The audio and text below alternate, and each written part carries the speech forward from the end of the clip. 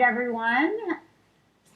I see Floor Covering Weekly, and my mama, Nancy Bigman's on here, and the people from Currey. So welcome, everybody. Thanks for tuning in. This makes me so happy. It's great to see you. Hi, Vanessa.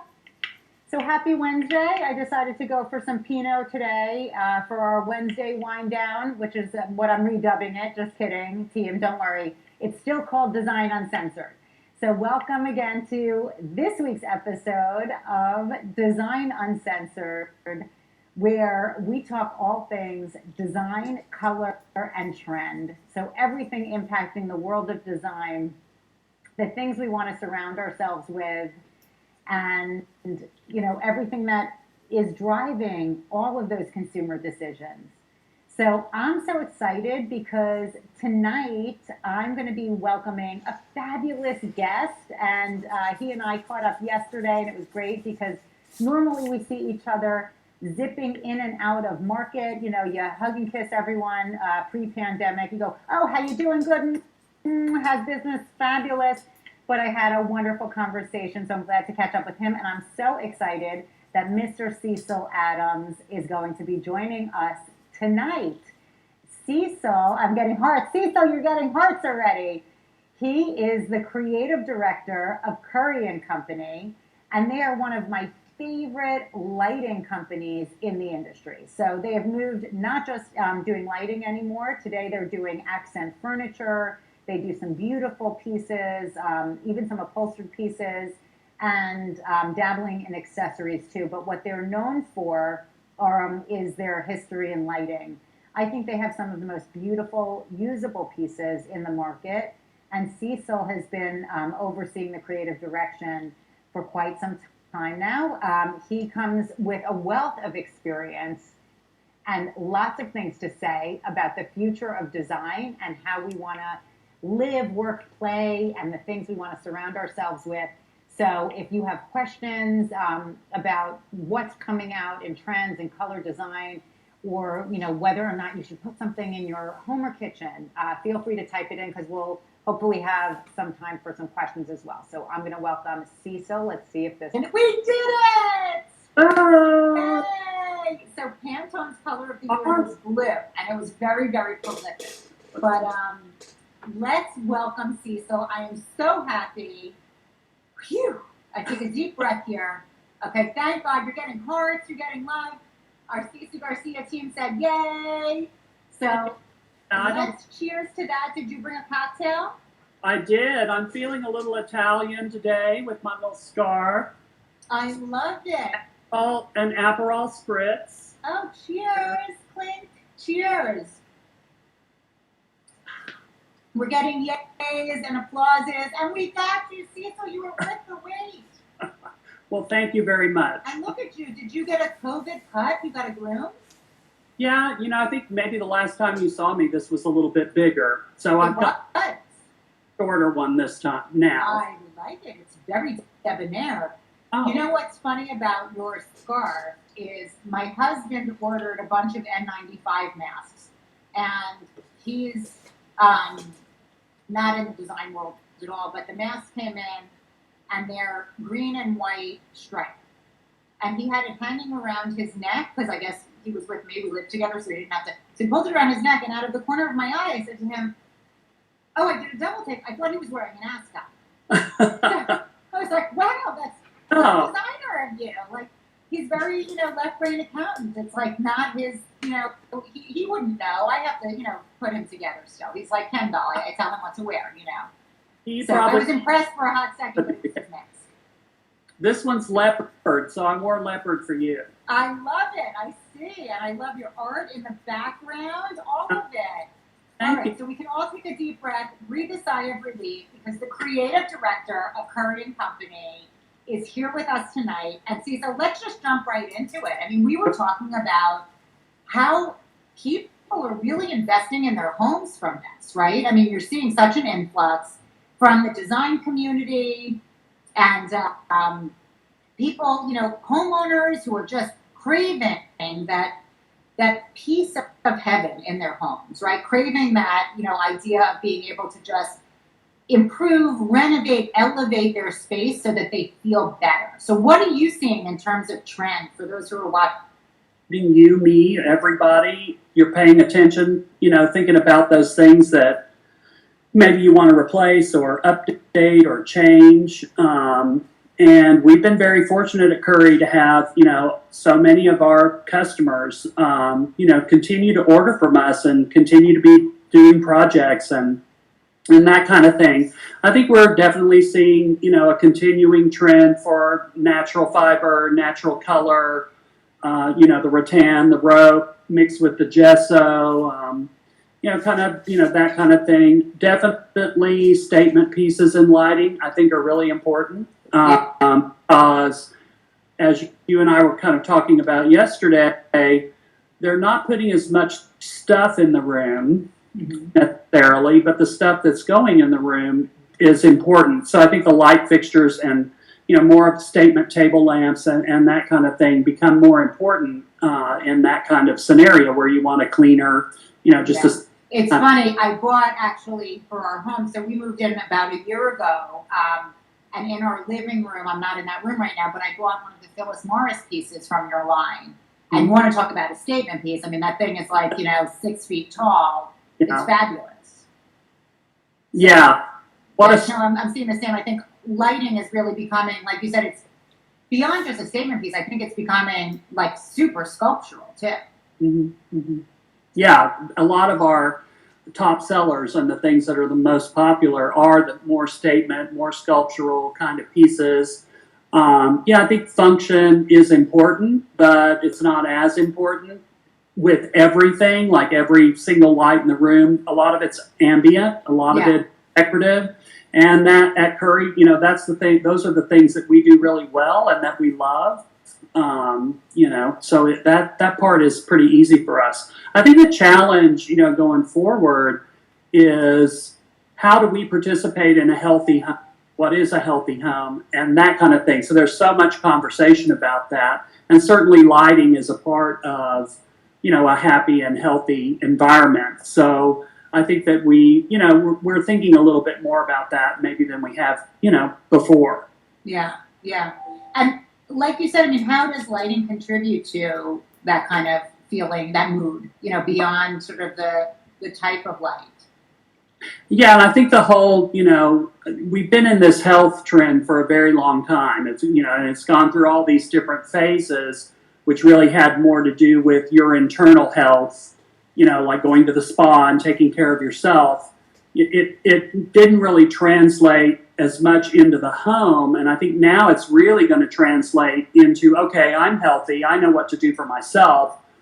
How am I going to make my entire environment, reflect that for me? How am I going to feel safe at home? How am I going to feel healthy at home? And that the things inside my home are contributing to that. Before, I don't think we were really maybe as concerned with those things. And I think textiles and, paint and environmental concerns, all those things are going to, really play a bigger role now. Yeah. You're seeing too, and I'm sure all of you who are watching are seeing it, the things that are trending on Pinterest, the things that are trending on social media, but houseplants. And I know this is like, so silly that that's an epiphany, right? Like, of course, hello, a houseplant, but you see it go in waves, like the types of plants that are trending. So first, the whole first concept was like real houseplants. It cleans the air, it gives you something living to care for. There is a connection of nature, of true nature, not just a silk tree that's there for a decorative purpose, but doesn't truly give you that, real nature. So that was trending. And then we saw succulents come through. We saw all different things. I mean, we've laughed here, unfortunately, in my house. I've now killed 2 fiddle-leaf figs, unfortunately, because those were looking cool. Like, from an aesthetic perspective, they were fabulous, but they did not like the light in the front of my house. Yeah, they're particular. So, I think, what's really funny to me is, when you grew up in a certain era, you had these funny, stringy pathos ivy plants. Yeah. not trimmed, and you had, this long trailing thing, and then the spider plants and the macrame hangers and that kind I of. love that you said that because I'm laughing. I bought a spider plant when we moved in because it reminded me of my childhood. Yeah, and it's great, and they're great. And I thought it was so funny a few years ago when this whole houseplant trend started, that they were talking about the plants that were the best to put oxygen back in the air. And guess what was on the list? The top of the list was pathos ivy. Right. So it was so funny, and we all got rid of those and got rid of all that stuff because it was so passé. Right. But turns out, sometimes the old stuff is good, and then we rediscover it. So I think so. I think it adds life to a space too. So not just from a health and wellness, perspective, but there is something we talk a lot about as designers adding soul to a space. I think when you put a living thing into the space, it can't help but add some soul to it. Add some element of life. So I think it serves two functions. What are you seeing? You talked a little bit about natural materials, about the wickers and rattans and things like that. Where do you think that trend's coming from? Because it's not limited to just the beach, right? No, I don't think it's, I really don't think it's a regional or necessarily a coastal thing at all. I think it's actually transcended all that. And I think that, we laugh as we cycle through these, the trends of different materials that people are responding to. For a long time, and it's still pretty much true, we'd say put a shell on it at Currey.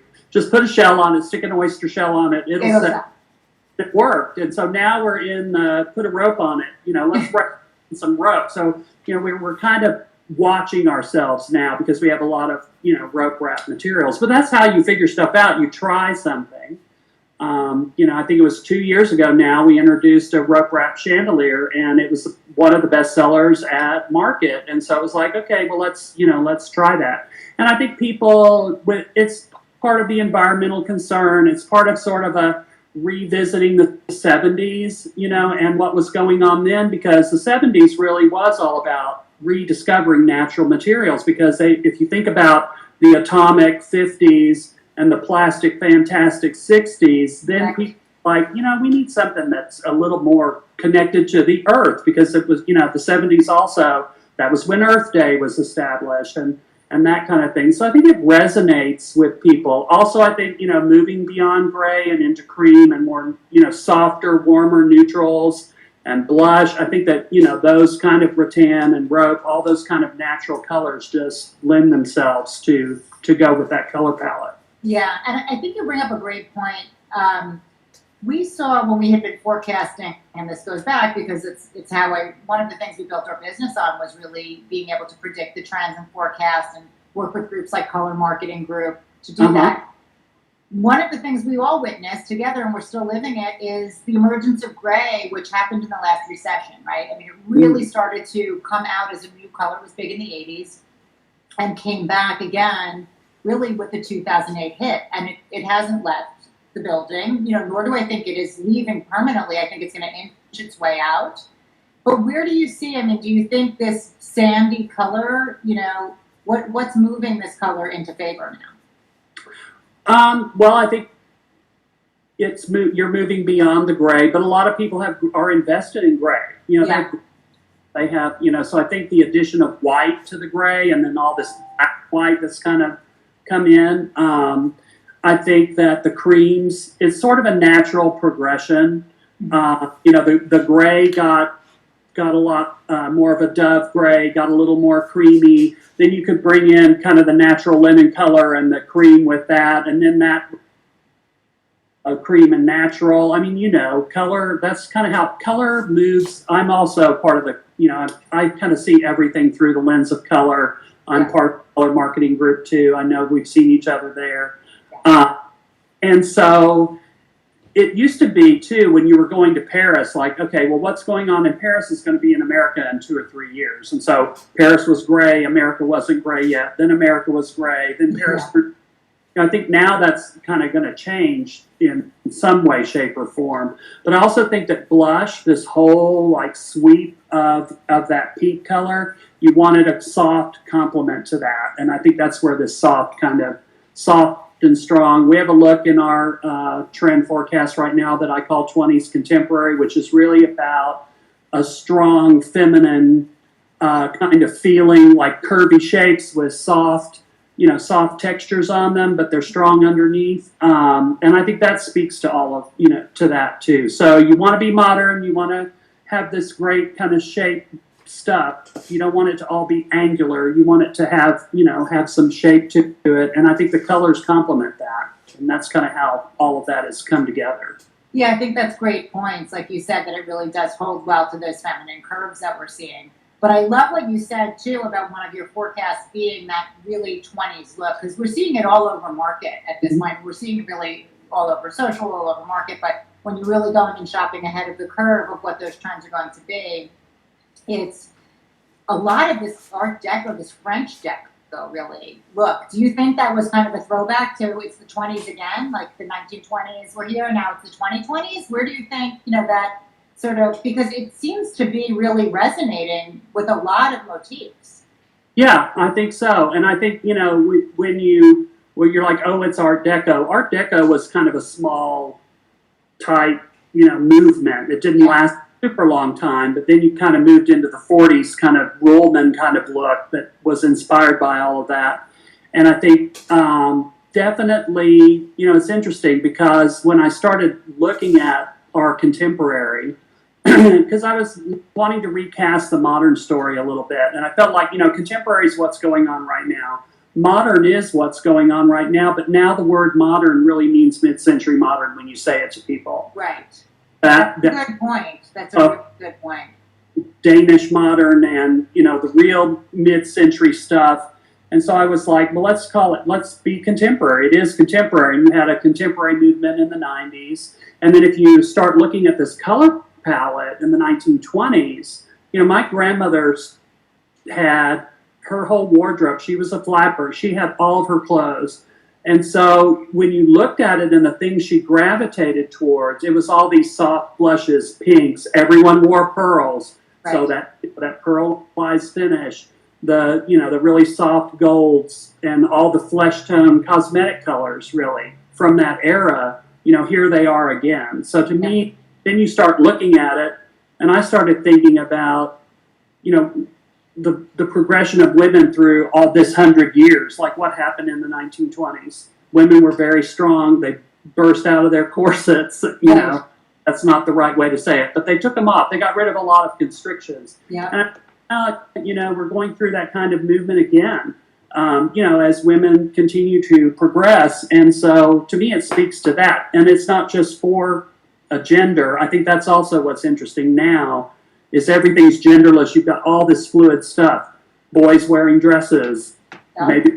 Maybe they're not. Who cares what gender you are? You're just being yourself. And so I think that's what modernizes it and kind of pushes it forward. But I love that color palette. I've always been. Yeah, we have a couple questions on there. Somebody was asking if you think blush is going to be here into 2021. Yeah. I think even though what's going on right now has kind of kicked us 5 years into the future, I don't think it's kicked all these trends 5 years into the future. It's not like we're going to move into a space age. Even though maybe we'd all like to be in our own little pod right now. I'm not sure we'll be flying around. That's probably 10 years from now. Yeah. So I think that, it'll evolve and I do think people will continue to like the things they're liking now into next year. As much as those of us who do what you and I do, it's like, oh, what's the new thing? Let's throw it all out, reinvent the new thing.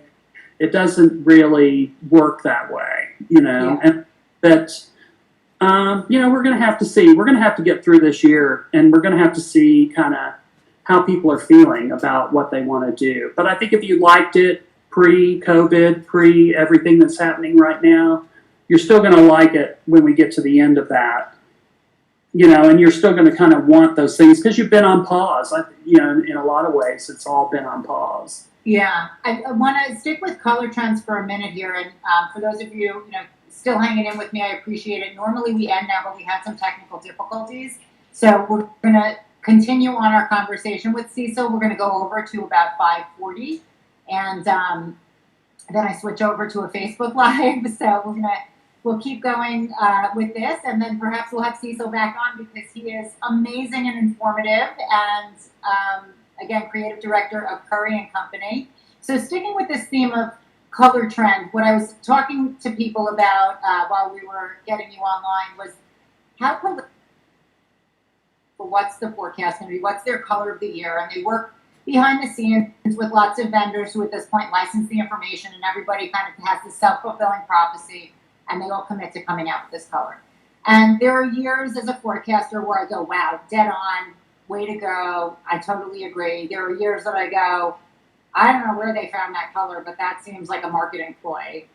And this year I looked at it and I said, like, this classic blue, like, why are we classic blue? The market's doing well. People are happy. We're traveling. You know, we're out there. All of this stuff, and they tell this whole story about classic blue, and their desire. And I don't know if they sort of had the prophecy based on it being an election year in the States. Where you sort of go, you have to return to that. But it seems now, like all of a sudden, again, in these unsteady, blue is always a go-to color. Mm-hmm. So, and I noticed some of it in your line. What did you think about Pantone's prediction and kind of, how are you incorporating it? But today, I would eat my words. I would say, wow, they had a crystal ball. I'm so impressed. Yeah, well, when I saw it, I thought, this is kind of spot on because we were feeling pretty optimistic about blue because we had introduced our Callista cabinet in the furniture line has a blue sycamore veneer. Yeah. And that's the piece that I'm obsessed with. I love it. Yeah, it's beautiful. Our furniture designer, Amy Kersner, does an amazing job, as do all of our people on the team. So that cabinet was doing well, and we did a blue chandelier. Oh shoot, I can't think of the name of it now, but it was from our Japanese designer that we collaborated with. So it was part of that Koshi collection, and it was a big blue piece, and we just decided, let's try it and see. And it started doing quite well. And we've always sold blue lamps, it just whatever shade they were, and we were starting to see more kind of cobalt and blue jeans kind of blue. So when the forecast came out, like you, sometimes I'm like, what? Like that burgundy kind of liver color that they did a few years ago. Marsala. Like, what is this? Yeah, Marsala. I scratched my head over that one too. Okay. But anyway, I great about it because I felt like, okay, this sort of confirms what we're seeing. And I think we were seeing already a lot of blue libraries and blue lacquered ceilings and that kind of thing. So I think it's been adopted in a way that blue has never been before, even though Americans, and I'm sure you have clients who say, oh, blue's my favorite color, but then you put everything out, they don't pick a single blue thing. Like, right. So, but now I think they really are. And every time you see a blue lacquered library or a dining room in a magazine, you're like, oh, that's so beautiful. I love it. So I think it's going to have some legs. And I think it's it definitely feels like an American color, but it's also an optimistic color. And I think we need optimism, so maybe they were, I don't know, one could predict the situation we're in now, but I think that, they felt like we needed an optimistic color. Safe is not a great word for a color. They called it classic. I mean, look, like, in color marketing group, and this is a debate that happens no matter, right. whether you're on a virtual chromosome or a summit, but inevitably we have to remind ourselves before every forecast, there's a classic palette. Because things like this will come up where they go, well, what about red? What about blue? What about black? And it's like, we have a classic palette for a reason, and that's the palette that's really kind of an evergreen thing. I mean, it doesn't change often. It's classic for a reason. So it is interesting because classic blue to me is not a trend. It's a classic color. It's one that really never went out in the first place to come back in. Right.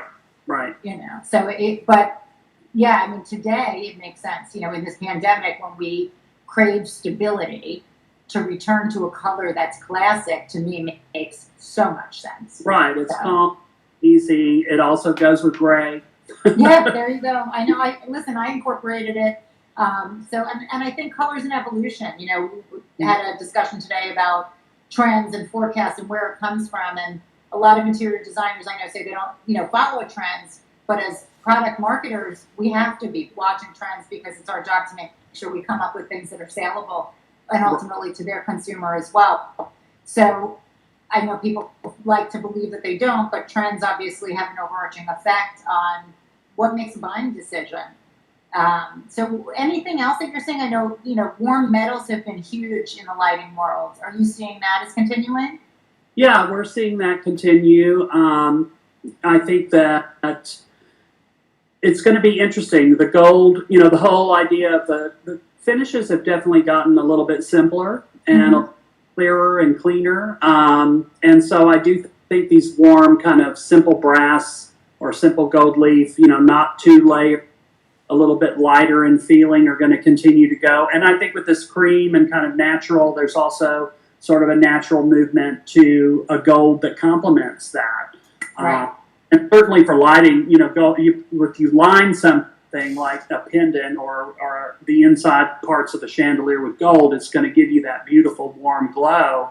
So I don't really see that going away. I think some of the silvers are going to kind of progress, and maybe, I don't know if there'll be more of it, but I also feel a change going there. And then we've had a lot of success with gesso pieces in the last couple of years. So again, I think like a white plastery, when you say gesso, like a white plastery kind of look. Yeah, and so I think that white white's going to continue to be important in interiors, because the fabric folks have figured out how you can have a white sectional and have 5 dogs and you can still clean the thing. Correct. So, yes. I'm scared of a white fabric, so why do you need to be scared of white? Any other kind of white that you want to use. So I think it's spot on, and we were calling it more plaster, but the idea of that gesso or plaster matte tactile kind of finish, I think, is really the key right now to having it feel today. It gives it more of that, sense of the artist. It doesn't feel so perfect, like you referenced, the plastics of the 60s. I think whites that feel super shiny right now, it feels almost too sterile for my taste. Yeah. Mm-hmm. So I love that gesso trend. I think that's a great call out. Anything else that we should be looking for in the future? Through that little phase of Edison bulbs, that it was like if it was an Edison bulb, everybody wanted it. Any new trend in bulbs today? Well, I think it's interesting because I think it's all a jumble. There's been so much that's washed in, and I think with the industrial look, definitely that the Edison bulb was a part of that, and all the rough wood and cast iron and all that kind of thing. But I think people want to clean that up a little bit.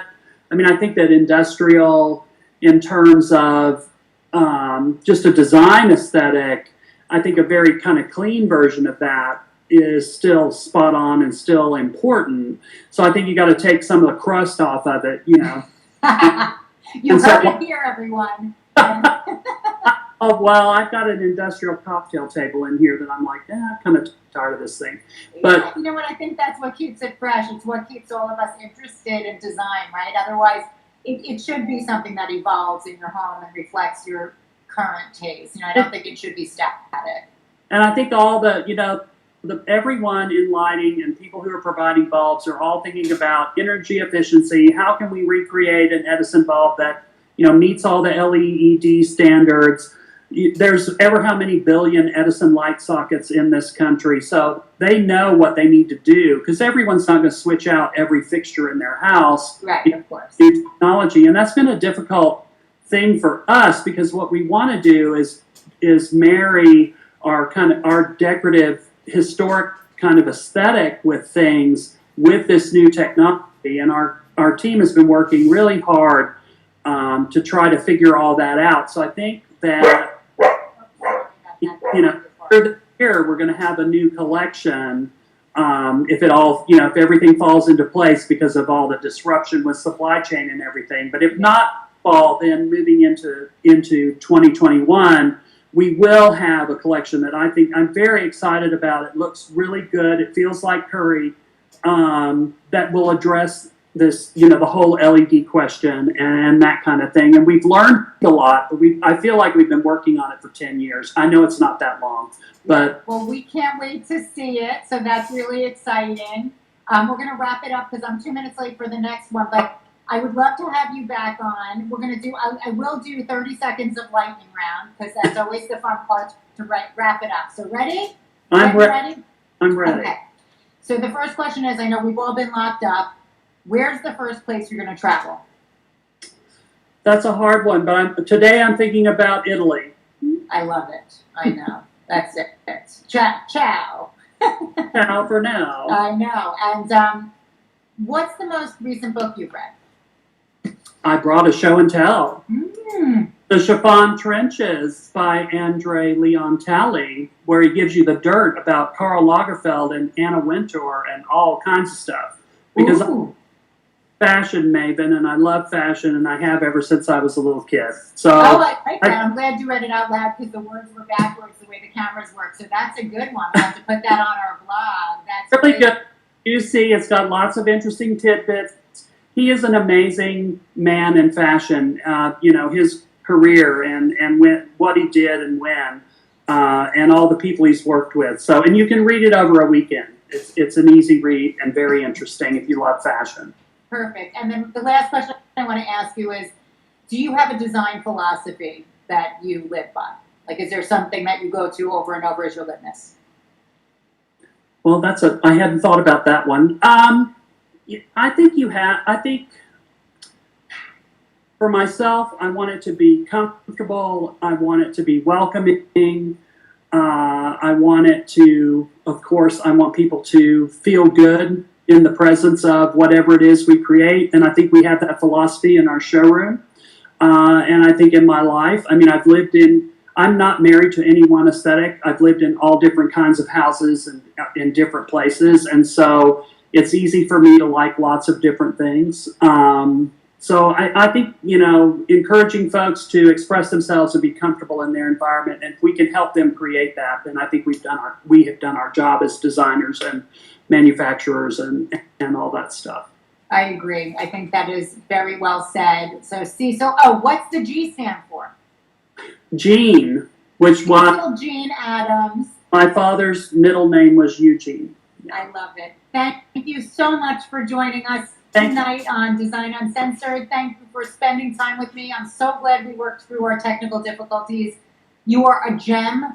You had such wonderful things to share. This was the best feedback I was getting. So thank you for all of your take on the trends that are happening in color and in design. I know I learned a lot, and I would love to continue the conversation. So thank you again for joining us from Currey Company. Me too. And everybody have a wonderful Wednesday evening, and I will see you again next week.